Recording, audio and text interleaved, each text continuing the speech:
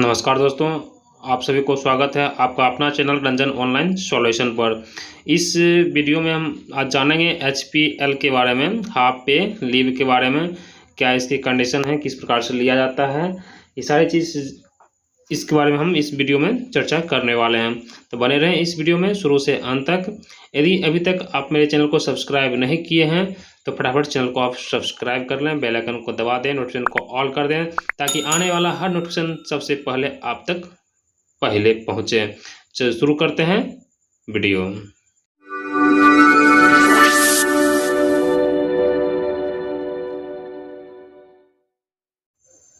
Half पे leave यानी कि HPL CCS central civil services leave rule 1972 में 3 रूल दिए गए हैं जो इस वीडियो में चर्चा करेंगे।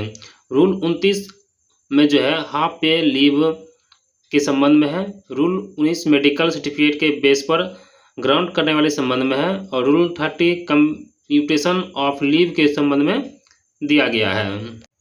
ग्राउंड फॉर एचपीएल, सबसे पहले देखते हैं कि एचपीएल को किन किन बेस पर अवेल किया जा सकता है। ये रूल 29 के सब रूल 4 में दिया गया है कि एचपीएल को करने के लिए मेडिकल सर्टिफिकेट या प्राइवेट अफेयर्स या दोनों में से किसी ग्राउंड पर अवेल करने की फैसिलिटी है। For HPL on private affairs, private affairs पर जब हम एचपीएल को ग्रांट किया जाता है तो उसके लिए कौन कौन सी बातें इम्पॉर्टेंट हैं उनको देखते हैं। सबसे पहला पॉइंट में जो कि गवर्नमेंट सर्वेंट हैं वे सिंपल आवेदन देगा प्राइवेट अफेयर्स के रिलेशन में। एचपीएल लेने के लिए और भी वही सर्टिफिकेट होगी। दूसरा पॉइंट है कि प्राइवेट अफेयर्स पर एचपीएल को कम्यूट नहीं किया जाएगा। तीसरे पॉइंट में दिया है कि एक एचपीएल को एक दिन की लीव को डेबिट किया जाएगा लीव अकाउंट से। और पॉइंट में चौथे दिया है कि जब एचपीएल प्राइवेट अफेयर्स पर ग्रांट किया जाएगा तो एम्प्लॉय को हाफ बेसिक प्लस डीए का जो अमाउंट होता है वो प्रत्येक एचपीएल के हिसाब से रिकवर किया जाएगा। मेडिकल सर्टिफिकेट पर जब एचपीएल को ग्रांट किया जाता है तो उसके लिए कौन कौन से पॉइंट हैं। सबसे पहले पॉइंट में दिया गया है कर्मचारी जब आवेदन देंगे उसके साथ मेडिकल सर्टिफिकेट देना अनिवार्य है। दूसरे पॉइंट में दिया गया है कि एचपीएल को कम्यूटेट किया जाएगा। तीसरे पॉइंट में दिया गया है कि एक दिन की लीव के लिए 2 एचपीएल को डेबिट किया जाएगा लीव अकाउंट से और इस लीव के लिए कर्मचारी को किसी भी प्रकार की रिकवरी नहीं किया जाएगा। मेडिकल सर्टिफिकेट फॉर एचपीएल, अब देखते हैं कि मेडिकल सर्टिफिकेट पर जो एचपीएल लिया जाएगा इसमें क्या प्रावधान है। इसके लिए लीव रूल 19 के गजेटेड और नॉन गजेटेड गवर्नमेंट सर्विस के बारे में एक्सप्लेन करता है।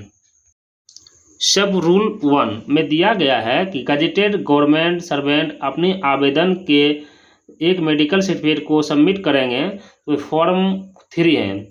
दूसरे पॉइंट में दिया है कि नॉन गजेटेड गवर्नमेंट सर्वेंट वो अपने आवेदन के साथ जो मेडिकल सर्टिफिकेट जमा करेंगे वो फॉर्म 4 में जमा किया जाएगा।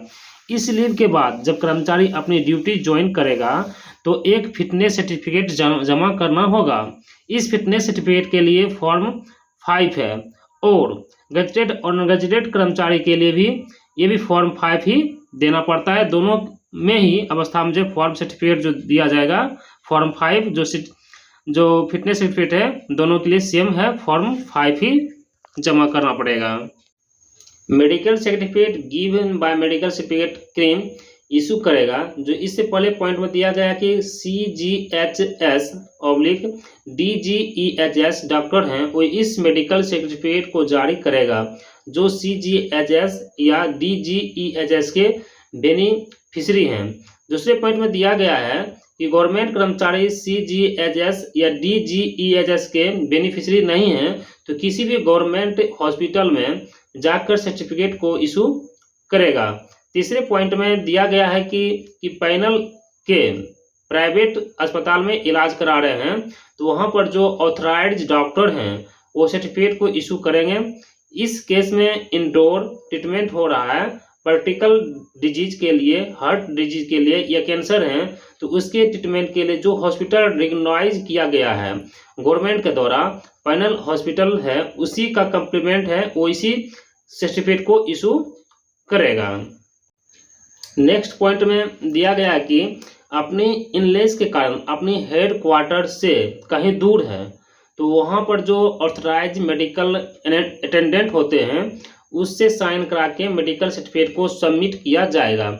इस मेडिकल सर्टिफिकेट में ध्यान देना है कि जो नेचर है इनलेस है, ड्यूरेशन की जो नेचर इनलेस है, ड्यूरेशन है, उसकी क्लियरली मेंशन किया जाना चाहिए।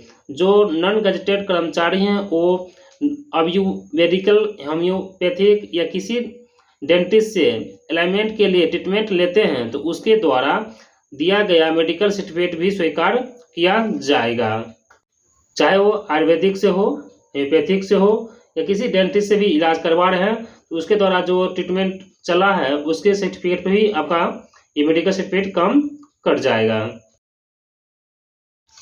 सब रूल 2 में दिया गया है जो मेडिकल ऑफिसर इस सर्टिफिकेट को इशू करेगा वो किसी भी तरह से जो लीव है रिकमेंड नहीं करेगा।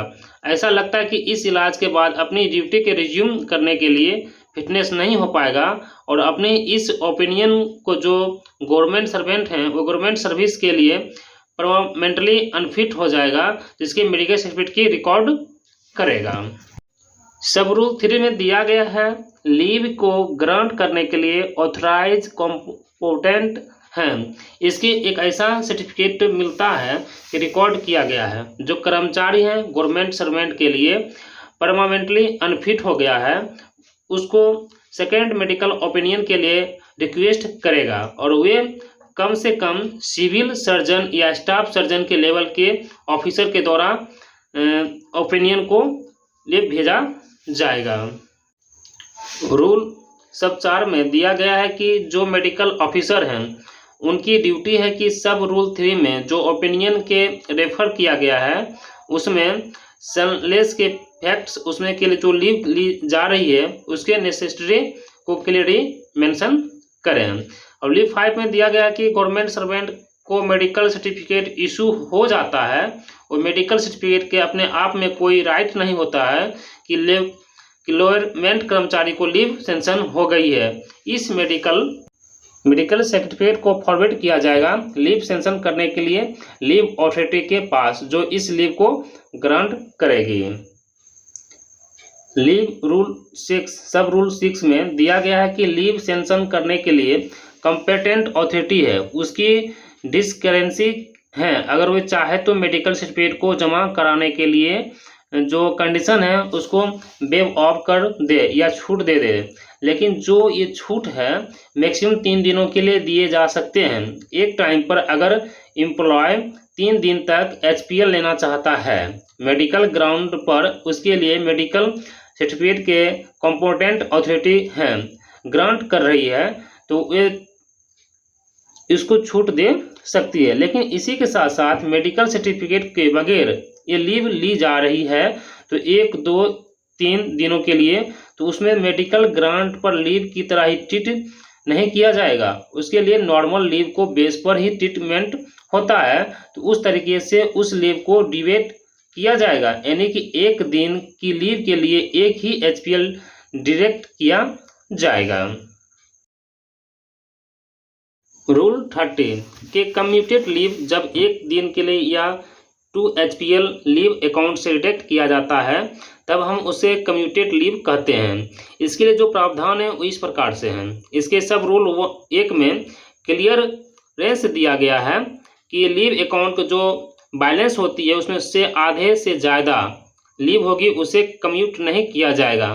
मेडिकल सर्टिफिकेट के बेस पर यानी कि किसी एम्प्लॉय को लीव अकाउंट में 100 HPL बैलेंस हैं तो मैक्सिमम उस टाइम पर 50 HPL को ही कम्यूटेड किया जाएगा मेडिकल सर्टिफिकेट के बेस पर। और इसके लिए जो कंडीशन है इस प्रकार से हैं।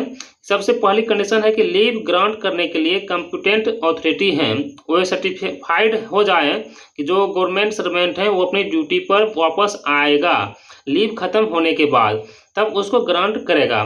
पार्ट बी और पार्ट सी को डिलीट कर दिया गया है और पार्ट डी में दिया गया है कि जो कम्यूटेड लीव दिया जाएगा उसमें एक दिन के लिए 2 HPL को डिडक्ट किया जाएगा लीव अकाउंट से।